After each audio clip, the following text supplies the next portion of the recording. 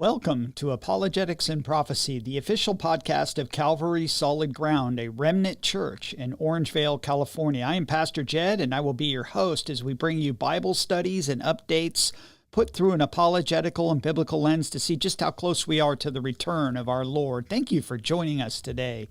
Maranatha, everyone. So glad that you could join us again for this Monday edition of Apologetics and Prophecy. And I want to thank you for tuning in today. I know the hours and the times have been different that I put it on there. I was trying to do the live stream where it doesn't coincide with other people, but that doesn't seem to be working, so we might just keep it at noon. But anyway, I just want to thank you to all of you that have been watching this program faithfully, and the few of you that have really been giving me a lot of positive comments and have actually been learning from it. And I really appreciate that because it really helps me when I'm going through the study and trying to decide where we're going to go next and praying about it and searching the scriptures. And so it's been a lot of fun. It's been an interesting study. We've been doing Build Back Babylon, and of course, according to the scriptures, and we've come all the way to the point of the New Testament. So the question today is we're actually coming to the place we're going to be parking for quite a while. Now, I am going to be gone on a trip between October 8th and the 20th. So there's going to be a few weeks where there is no podcast available or because I'm going to be out of the country. And this is a DIY project. I do all of this myself. So we'll pick it back up when I get back. But I thought that I might be able to finish it, but there's just too much here. Especially when we're talking about Revelation 17 and 18, it would be reckless for me to run through it and try to finish it. So we're going to go through a couple weeks, and then, it will just keep going till I'm gone, and then we'll do a review when I get back and pick right back up in it. But really, chapters 17 and 18 are very interesting chapters in Revelation because it's right at the end of the last bowl. Judgment has been poured out, and it's right before the second coming of Christ that when God is remembering Babylon, that he's giving us a description about two things that are very important for us to look at, and they have a lot of Old Testament references in them.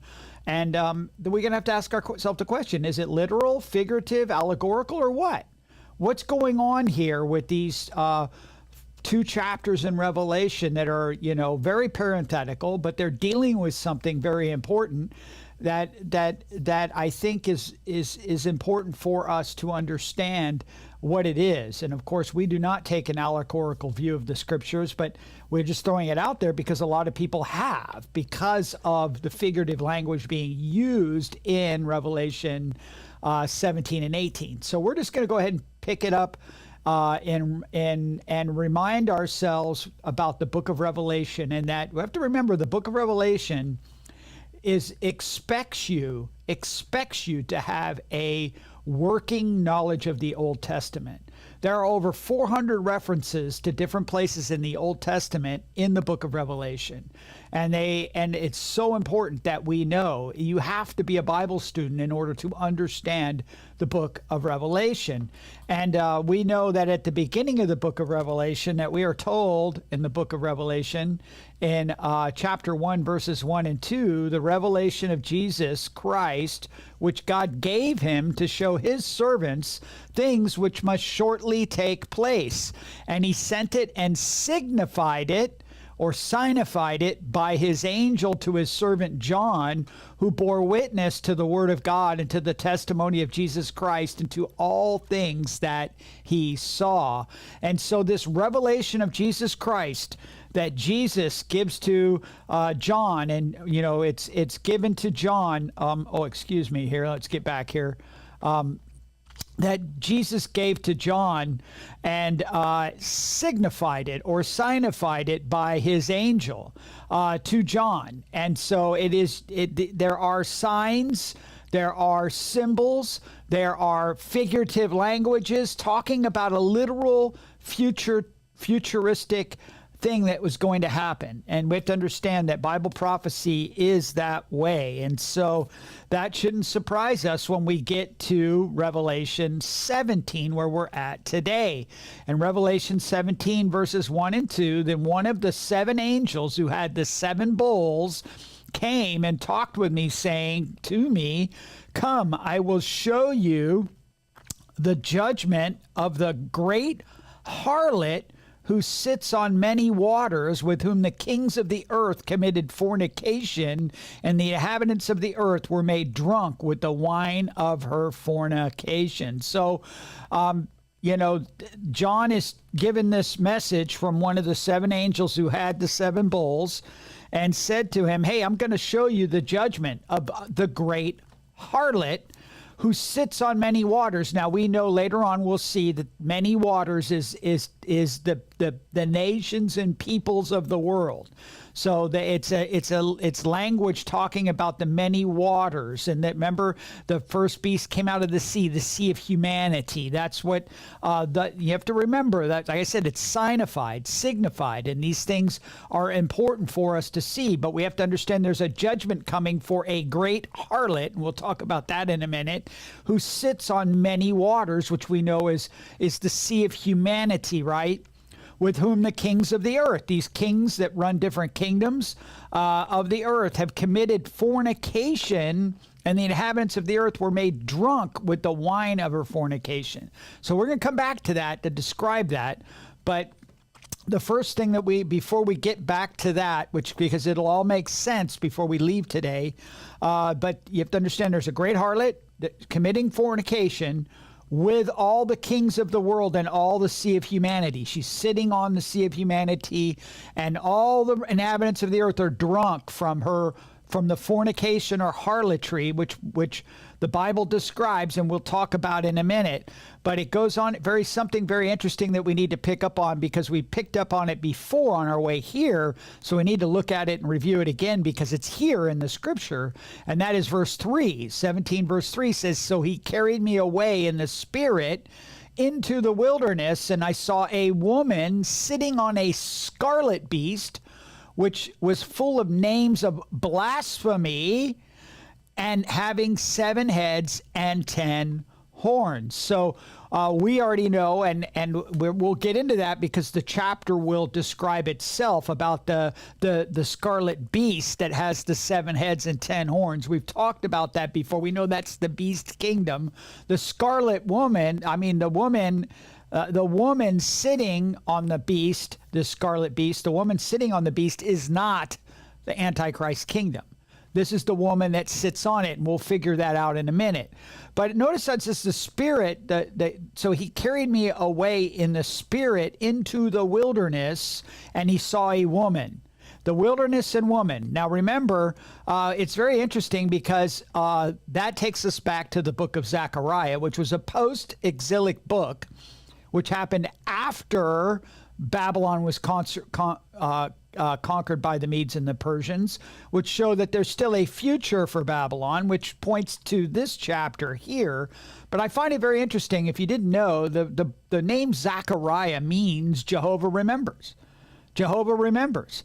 And it's very interesting that the first thing that we see after the 7th bowl is poured out, the judgment of this harlot that the angel, one of the angels with the 7 bowls, tells John, and it refers to Zechariah, which is Jehovah remembers. And remember, our last episode dealt with Revelation 16:17, and great Babylon was remembered before God to give her the cup of the wine of the fierceness of his wrath.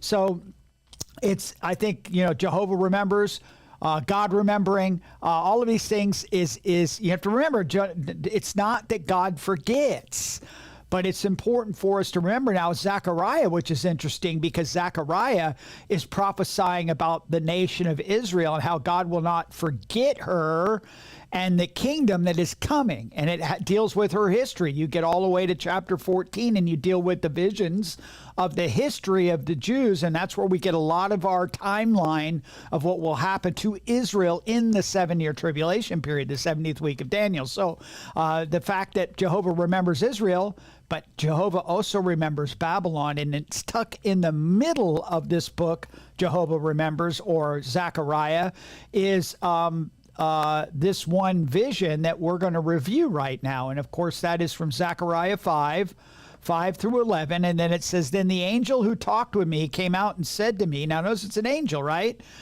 Same thing as one of the, is this the same angel? Could be. Lift up your eyes now and see what this is that goes forth. What this is that goes forth. So I asked, what is it? And he said to me, it is a basket that is going forth. He also said, this is their resemblance throughout the earth. Here is a lead disc lifted up, and this is a woman sitting in the basket. And remember, this is an ephah basket, a measuring basket, which we'll deal with more when we get to 18 of Revelation. But then it goes on to say this. Then he said, this is wickedness. And he thrust her down into the basket and threw the lead cover over its mouth. Then I raised my eyes and looked, and there were two women coming with the wind in their wings, and they had wings like the wings of a stork. And they lifted up the basket between heaven and earth. So I said to the angel who talked with me, where are they carrying the basket? And he said to me, to build a house for it in the land of Shinar, which is Babylon. When it is ready, the basket will be set there on its base. And so, that's one of those things that we looked at and we talked about before, why we believe that somehow or another the city of Babylon will be rebuilt, whether it's in the process of being rebuilt, which I kind of believe is the way that it'll work, because I don't think we have 30 years before for a complete city to be built, but it could be in the process. Look at how fast Dubai and Abu Dhabi and these other Arab-run cities have built so fast, skyscrapers and all of this stuff they did in the middle of the desert, in no time at all. And so we can't think that it's not possible for it to be done in a short period of time. It is possible. And then when it is ready, the basket will be set there on its base, and we'll come back to the basket. But obviously the wilderness, where he sees the woman is called wickedness, stuffed in this basket. That's a basket of economic measure, and step there for a time in the future, carried away for a time in the future, which John is being carried away now into the wilderness to see this woman and this description of the woman. And as we continue on in Revelation, because it says, so he carried me away in the spirit into the wilderness, just like Zechariah was, and I saw a woman sitting on a scarlet beast, not in the basket anymore, but on the beast, which was full of names of blasphemy, having 7 heads and 10 horns. So this woman will be out of the basket riding in on this Antichrist kingdom, and we'll talk a little bit more about that in a minute. But let's move on to verse 4. Verse 4 says, the woman was arrayed in purple and scarlet, and adorned with gold and precious stones and pearls, having in her hand a golden cup full of the abominations and the filthiness of her fornication. So these are all symbols of prosperity. The purple and scarlet is the royalty or prosperity of people. The precious stones and pearls were all marks of somebody with great material wealth. And it also shows you that her fornication has brought in a lot of prosperity. She's been very prosperous in this harlotry and this fornication that she's caused the kings of the earth to get drunk off of, and we'll talk about that more in a minute. But notice she has a golden cup full of the abominations and filthiness of her fornication. She has this golden cup in her hand, and what is it filled with? It's filled with abominations and the filthiness of her fornication. Now, we read a lot about golden cups and cups in the Bible, and just a few references. Babylon, and notice that word was. That wasn't in the original language. If you have a New King James, you'll know that it's italicized. It's implied because Babylon is no longer. So the translator decided that, well, Babylon is no longer a country, so she was. But you have to understand that God, that's not what God was saying. God was saying, Babylon, a golden cup in the Lord's hands that made all the earth drunk. The nations drank her wine, therefore the nations are deranged. And we'll come back to that. What are they drunk on? What is the fornication? What is the harlotry? We're building something here. The Bible points all the pictures to this, but it's the reason why the world is being judged. The world's being judged for rejecting God, rejecting the gospel of Jesus Christ, and for persecuting his people, the Jewish people, that have now just at the end of the tribulation, are now putting their faith and trust, leaving Babylon, that system, and fleeing to the place of Petra, where they're hidden and protected, and places around the earth until the end of the tribulation period.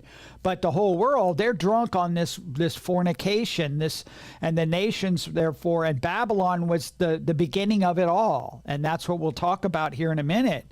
But Psalm 75:8 says, "For in the hand of the Lord there is a cup, and the wine is red, it is fully mixed, and he pours it out. Surely its dregs shall all the wicked of the earth drain and drink down." Now, if you remember earlier in Revelation that it said that God had poured out it was time for the harvest of the earth, and that they were all drunk from the wine of fornication, but also the judgment of the cup. The cups are always speaking of judgment. God is pouring it out onto the world in judgment.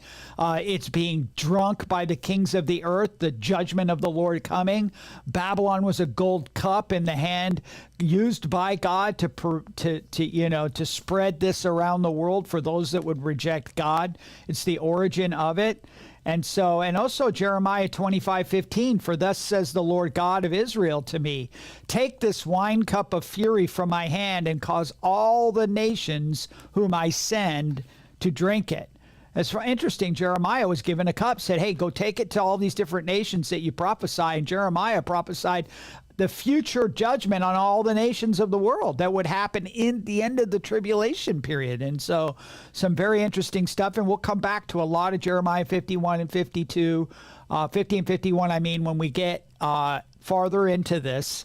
But today we're just going to continue to look, and we're going to touch on, and we'll come back to over the next couple weeks, is Revelation chapter 17:5, Revelation 17:5.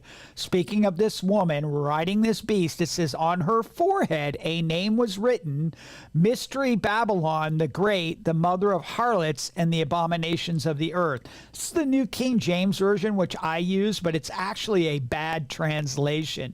A good translation of what's going on there is, I don't care for the New Living Translation, especially for a lot of prophetic passages. They don't do much justice on some passages. They really harm some of them from what they truly say in the original. But for this verse, the New Living Translation does a good job. And it says, "A mysterious name was written on her forehead, Babylon the Great, mother of all prostitutes and obscenities of the world." And so that's what we see. She has a name written on her forehead, and it's a mysterious name, because that's what I mean, and the angel's going to define it for us, so we don't have to worry. And that's one of the nice things about some of the things in Revelation is with the things in 17, everything is described for us in the rest of the chapter, and we'll go over that we'll start it on the next episode that we watch. But notice it's mother of all prostitutes and obscenities in the world. Here we go again with the harlotries that the kings of the earth have drunk, the cup full of fornications.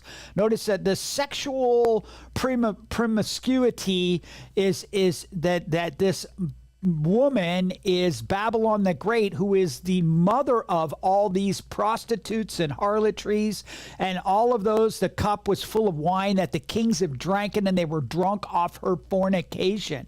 We're going to talk about that in a minute, but let's look at and just finish up the thought in verse 6 before we kind of define some things.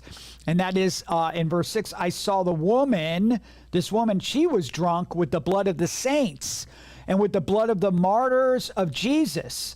And when I saw her, I marveled with great amazement." So we see the saints probably speaking of the Jewish people and those that have died in Jesus, throughout all history. That's what this is talking about. This isn't talking about just the ones that died during the tribulation period. Those are being remembered by God too. We already seen that earlier in the book of Revelation, but we need to go back, and he's marveling with great amazement. And of course, the angel's going to come back, and we'll see that next time. But all of this being drunk with, and the wine of her fornication and the harlotry, we have to ask ourselves, what's that mean? What does God mean when he's talking about a woman that is drunk on harlotries? What does he mean? Is he talking about just, people paying for sex? Is this sexual immorality? Is that all this is? Again, we have to go back to the Old Testament, and all through the Old Testament, we're told what harlotry to God is. And that we find a good example of that in the book of Hosea.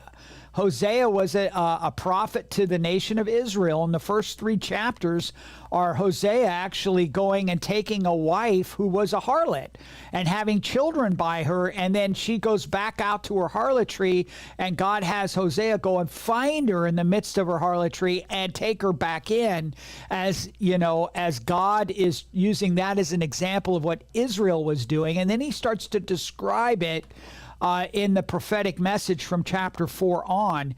And in chapter 4, verses 11 through 12, it says, harlotry, wine and new wine enslave the heart. That's true. That's just a basic principle we understand of sin, right? But is there a deeper meaning to it? My people ask counsel from their wooden idols, false religions, right? And their staff informs them. They use these are all the different religions they had in the land where they went. And for the spirit of harlotry has caused them to stray, and they have played the harlot against their God. They offer sacrifices on the mountaintops and burn incense on the hills under oaks, poplars, and terebinths, because their shade is good. Therefore your daughters, the daughters of Israel, commit harlotry, and your brides commit adultery. So we get a picture there that Israel, what was their problem? It wasn't the fact that they, people don't understand, this wasn't their bad attitude. It wasn't their addiction problems. It wasn't their anger issues. It wasn't their immorality that God was upset with. He said harlotry, wine, and new wine, they enslave the heart. We already know that. There's a problem with sin there, okay? And it's sinful, right? But the main problem that God had with Israel had nothing to do with that. It had to do with their loyalty towards the God who is their own God. They were going after other gods. And of course, there was sinful practices mixed into all of that. We don't need to get into the incense that they burned on the high places, and the children that they sacrificed, and the sexual perversion they did around these groves. We already talked about that. That is a given, right? But the point is, though, is that those activities drew them in to worshiping other gods and thinking that they could still worship God. They were two-timing God, basically. They were prostituting themselves to other gods and goddesses. And that was the problem. That was their problem. God had already provided a way for all of their moral sins to be dealt with the sacrificial system.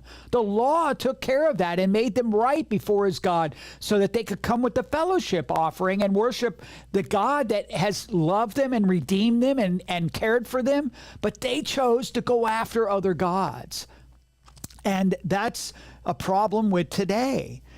People say there's all these different ways to God. And so we find that if the Bible defines it, so when we read Revelation 17, 1 through 6, what do we discover? We discover the truth, that Babylon is the mother of all false religions. False religions, trying to find any other way to God besides Jesus Christ, is harlotry according to God.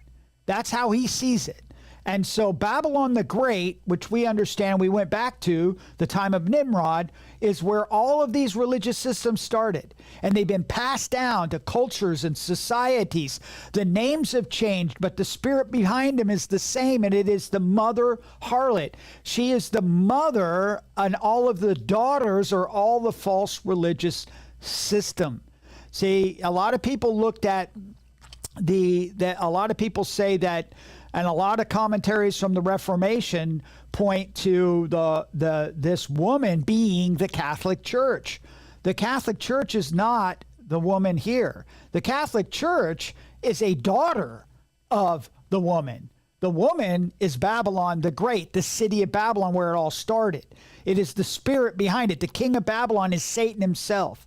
And the woman she's drunk off of all these people that have went and sought after and built religious systems to try to find their way to God without God.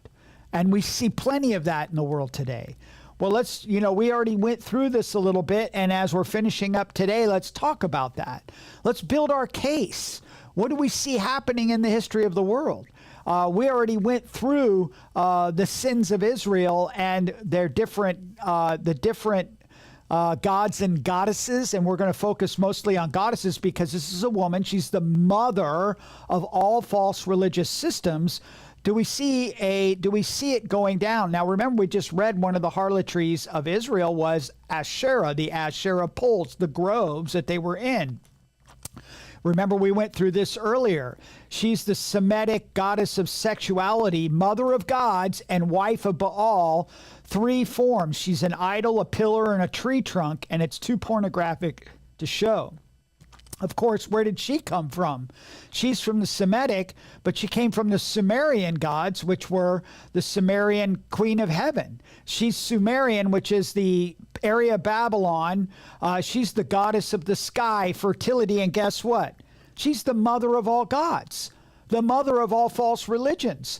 So we actually see this woman being from Babylon, where it began, is this queen of heaven, which is the mother of all the gods and false religions. So this woman this mysterious name, the mother, the harlotry, is where did it all begin? It all began in Babylon. See, that God is remembering where it all began. And all the problems of mankind started in the city of Babylon. And because after the flood, God promised not to flood the world again, and he tried to scatter them, but Nimrod had already infected the cultures of the world with this religious systems that had been passed down from people to people. Because remember, after the Queen of Heaven came, and this is a name that's in the Bible, and one of the reasons why God had to judge Judah, because they were sacrificing to Tammuz. And that's an Akkadian, which again is a Sumerian god from Babylon of fertility dating back to the earliest of times, and is supposed to be another mother of different gods. Some of the ancient cultures have that language in them. But fast forwarding to now, I mean, what we talked about, what people say the woman is the woman is the Catholic Church. Well, no, the Catholic Church is one of her daughters. And how do we know? Something that has passed down through history that we don't have time to tie in all the different woman and baby religions, but we'll deal with 2. And that is, of course, the Catholic Church, the worship of Mary and the Christ child. She is the co-redemptress. She's supposed to be it's an immaculate conception, that she was sinless and that never had another child, which we know the Bible doesn't teach. But this Mary worship and the worship of the Christ child, the people that say the Hail Marys, this all comes from Babylon. Remember, from Pergamum to Babylon to Rome. And it shouldn't surprise us that the Catholic Church picked it up, because it's a false religious system that this woman, that Babylon the Great is, the name on her head, she is one of the daughters of this mother of all the world's false religions. And so a lot of people still A lot of Bible teachers and prophecy teachers still say that the Catholic Church is going to be the false prophet, and a lot of this stuff it comes from the Reformation time when the Catholic Church was persecuting the church, and it for the times it made sense, but we've gone past that time, and we see the Catholic Church now appealing to all gods. But what is the thing that people are drunk on today? Because remember, we saw in Zechariah that this woman was in a basket that dealt with commerce, and she's wealthy. She's gotten rich. What is the thing that everybody is worshiping today? They don't want God, but they need to save Mother Earth. It's the Mother Earth. Notice this is Gaia. This is the picture that you will find on all of their websites and all of the climate places. This is what they worship, and it is witchcraft, you guys. It is Wiccan witchcraft, and it is, and it comes from Babylon. It is the Mother Earth, and now Earth is the baby that we are to worship. It's Gaia worship, actually, is what it is. Gaia is just another name for the same spirit that went from the Queen of Heaven all the way down to now, but it's saved the climate. We got to save Mother Earth. We got to get to save Mother Earth. And notice though that all of the climate stuff. Look at all the money that is being made from the junk solar initiatives. The all of this money that the countries and the IMF are pouring out for countries to go green. And it's a lot of people are getting rich and getting drunk off of carbon tax. And they don't really care about the environment. They're using it as a control and power to bring in the one world, to bring in the beast system. This woman is riding on the beast system right now to bring about a global government by saving the earth. And we see it happening, and it shouldn't surprise us that God is going to remember because of all these things that happen. But, we see it in various areas right now. We see the world religions coming together to save the earth. We see the church in apostasy with it. This is a big thing, and I've been reading Megan Bichon's book, Shepherds for Sale, and this is the stuff that they're pushing on the church. They have leftists that are teaching pastors how to love their neighbor and care for the children and protect God's creation. It's called creation care. And we have to, and that is getting on board with the whole climate thing and getting people in the church to be climate activists because we need to care for the planet. And it is all based upon evolutionary science, which is anti-biblical and denying what Jesus said, what God said, that there would be summer and winter as long as the earth was here. And so it is anti-biblical, and we know that all of these things are apostate in nature, so the church is buying into it. And then we see pictures like this that tell us that all the world religions are getting together to save the earth. They have all of these different religions, and you can even see the pentagram, Wiccans and Christians and Islam and Judaism, and we're all one big happy family. And then this one here, can the religions of the world save us, or maybe just lend a hand? And it's like they're holding up the planet Earth. And then this is what's happening, you guys, this week at the Summit of the Future includes faith leaders. And I love how they're all wearing masks in this picture. But this is the WHO and Religions for Peace Global Conference. They do this every year, strengthening national response to health emergencies, WHO, religious leaders, faith-based organizations, faith communities, and national governments. It's all part of the UN, and there's people like Rick Warren and these apostate liberal pastors that are going over there with Klaus Schwab and joining this creation care, and we need to come together and hold hands as one world, and it's just like the Bible said, but it's all being the false religious system and the false prophet that's going to get the world to worship the beast at the midpoint of the tribulation period. At the 7-year treaty mark will be when all of the world religions will come together, riding this beast into world peace. we see it already coming together. So to answer our question, is it figurative of a system?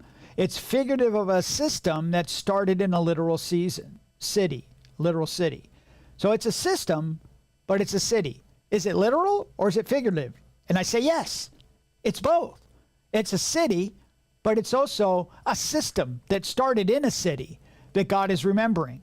And remember, we talked about that before last time, about the pride of Satan, and in his pride in the Antichrist, to thumb his nose up to God, he's going to go and say, I'm setting up my kingdom, the headquarters in Babylon, between the seas and we'll talk about that another time. But you get the point. But do we see this warned about in Scripture? We'll leave you today with 1 Timothy chapter 4, verses 1 through 3. Now the Spirit expressly says that in the latter times some will depart from the faith, giving heed to deceiving spirits and doctrines of demons. These are the false religious systems that this whore, this mother of Babylon, she is the mother of all the harlotries and all the harlots and those that have been drunk off of her wine. These are deceiving spirits and doctrines of demons that we all worship the same God. Speaking lies and hypocrisy. These are all lies. We see apostate, notice, having their own conscience seared with a hot iron. Forbidding to marry, that's the gender madness, you guys. There it is right there. We don't need we shouldn't, that's forbidding to marry. I mean, marriage between one man and one woman. It's the gender madness. That's all part of this one world religious save the earth lie. And commanding to abstain from foods, which is literally meats. That's to eat bugs to save Mother Earth. Hey, we didn't really figure that one out till recently, that they need to get rid of all the cows to save the planet, the Gaia worship, which God created to be received with thanksgiving by those who believe and know the truth. So we can see this already happening. They're departing from the true faith of the Word of God, the truth of God's Word, and following after harlots and getting involved in harlotry. And even the apostate church today is adding to the worship of God. They're worshiping philosophy, they're worshiping psychology, they're worshiping humanism, and they're worshiping Mother Earth by getting involved in this creation care that they're saying they're doing. And it's all a doctrine of demons. And many of them are speaking lies and hypocrisy. They tell you that they're telling you the truth when they know what they're saying is a lie. And it's really a shame. And it's just showing you where we are at in history today. We are living at that time right before this system. It's already being built. It's already there, just waiting for the 10-nation confederacy, the world power, the Antichrist kingdom to form. So this woman is already there. All she needs to do is get on the beast and ride into the tribulation period. But as we'll see, this false religious system, this thing that the Pope is saying, that we're all religions are the path to God, is all the lie that this woman is birthed and is going to ride in on this global government that's going to lead to the Antichrist making himself to be God and causing the world to reject their gods and come and worship him. That is the destruction of the woman that we see at the end of chapter 17. So, like I said, if you've been watching this, you've been following along, and you don't have a relationship with Christ, I'm telling you, don't mess around. Time is short. We are going to be out of here real soon. And you do not want to be left behind to face this time period known as the 70th week of Daniel, or the day of the Lord, which will be, Jesus said it, unless those days were shortened, no flesh would survive. The first 4 seals, a quarter of the population is killed, and then in the middle of the trumpets, another third. That means half of the population dead before the midpoint of the tribulation period. And if you can't follow Christ today by simply placing your faith and trust in him, allowing yourself to become born again through faith and trust in the finished work of Jesus on the cross, as simple as that is today, are you going to be able to do it when somebody puts a gun to your head or says off with your head because you won't take the mark? It doesn't take rocket science to think that you'd be better off doing it now while it's simply placing your faith and trust in him. So do it today. Don't be left behind. For the rest of us, remember to look up and know that your redemption draws near, because that is our blessed hope. We aren't tired of it. We don't get burnout. We're excited as we see these things come to pass. We know that we're one blink, one breath away from being with Jesus for all eternity. And that should keep you going through all of the days of darkness that we're in. And so thank you for watching. God bless you, and we'll see you next time in Maranatha. If you have been blessed by this podcast, please subscribe and share to help get the word out in these last days. If you'd like more information or to contact us, please go to calvarysolidground.com. God bless you, and see you next time on Apologetics and Prophecy.